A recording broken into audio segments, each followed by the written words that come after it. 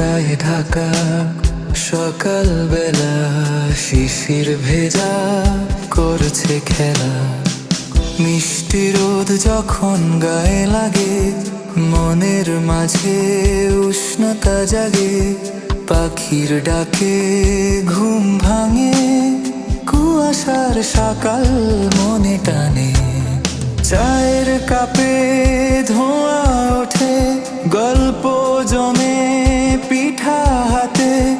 গরম গরম ভাপা পিঠা, খেজুর রসে খেতে মজা। সারা গ্রাম শহরে পিঠার গন্ধ, শীতের সুখে লাগে আনন্দ।